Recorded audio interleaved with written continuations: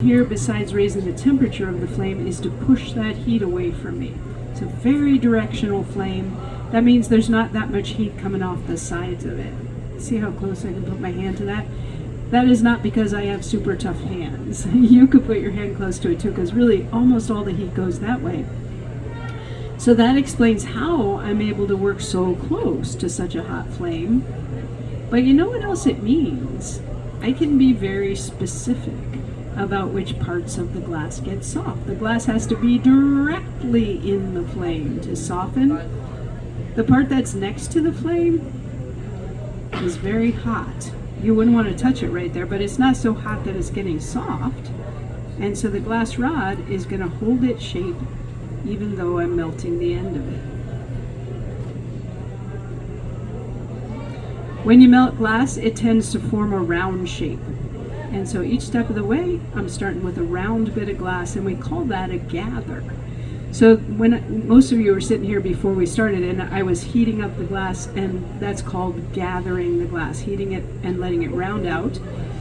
And for the leg, I've got a small gather here. I'm going to attach it and stretch it. Glass is very stretchy when it's at its melting temperature.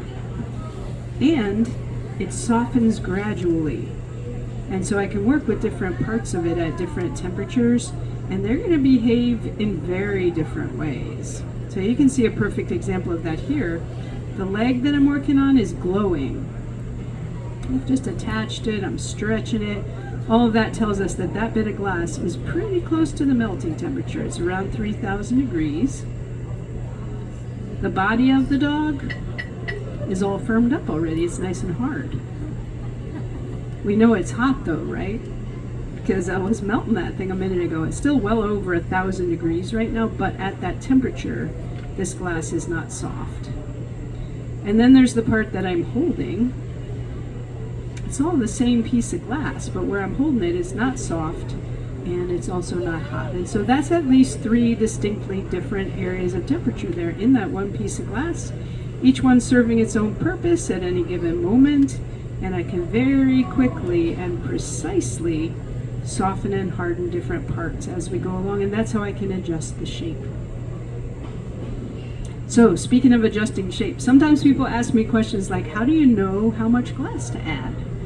Or how do you get the legs to all match perfectly? And I don't, because I'm a human being like everybody. I don't know how to do anything perfectly. But I'll tell you what I do know, which is I'm estimating.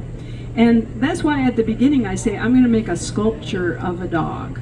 Now, I have made a lot of dogs before, and so I have an idea of the steps I'm planning to take, but still, this dog doesn't actually have to match any other dog I've ever made. And I'm estimating the amount of glass I'm going to heat for each part. I'm watching the color of the glow of heat in the glass. I'm watching the movement of it. And my estimates are pretty good because I have been doing this a long time, but still, there's 4 legs on that dog.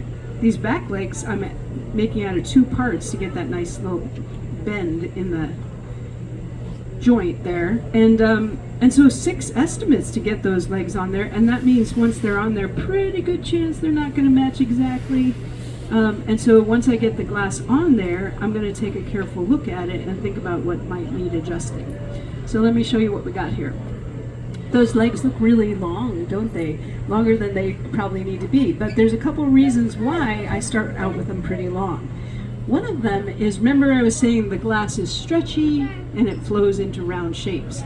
And so when I stretch the glass out, I'm estimating the amount I'm going to need for the leg, plus the amount that I'm going to heat and roll back up again to make the foot.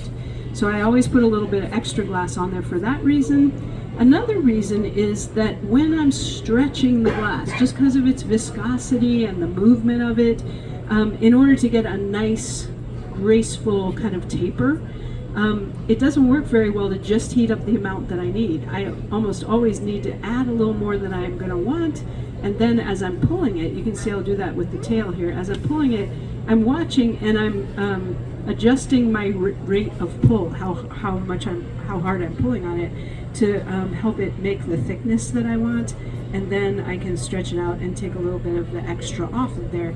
But if I just start with the exact amount that I need, it often ends up sort of cramped looking. It doesn't necessarily make a nice graceful shape. So I looked at the legs. They match pretty well. The legs in front and the legs in back are not perfectly aligned. Now there's the handle that I need to remove from the front. I need to hold on to the dog while I take that handle off, and the dog is all firm now. No soft bits on there, but it's hot. Still probably 1,000 degrees. So I'm not going to grab it with my fingers. I'm instead reshaping the end of this rod, and then I'm going to attach that to the belly and melt the handle off the front. And at the same time, I'll gather glass for the neck and the head. Now, often when I make a dog, people will say, "Well, what kind of dog is it?" And I don't know that either, because I don't actually know a whole lot about dogs. I know a lot about glass. And so when I'm working on a dog design, I think of it as, well, this will be a big, tall dog, or a short dog with short legs, or that kind of thing. And in my life, though, it's so beautiful that almost anybody that works with glass eventually makes some pretty decorative objects as well, even if their main job is doing technical work. So lots of glass artists start working with glass just because they love glass, just because it's so fascinating to them. Time, the part that I'm holding is going to stay room temperature. And I know that seems kind of surprising when you're not familiar with it, but it's actually a natural characteristic of glass. And you can see how that's what's allowing this process to work. And so it means with this particular glass shaping technique, I'm working really close up with molten glass. And so it does lend itself to doing very careful detail work. Like I'm going to add a little chin here. That's why it's my favorite technique. There are two types of connections when you're shaping hot glass. One is called a hot seal. The hot seal is permanent because you get both the surfaces that you're joining hot enough that they flow together. And when they flow together, they become one piece. So that's nice and stable.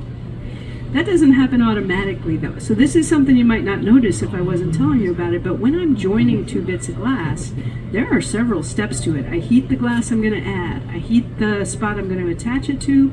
I put the glass on there, and then once it's placed and sized the way I want it, I'm going to continue heating. That's the part I don't think you'd notice, but I continue heating it until I see the parts flow together. And that's how I know it's a hot seal. So I'm just going to shape the ears here, and then I'll show you what that hot seal looks like.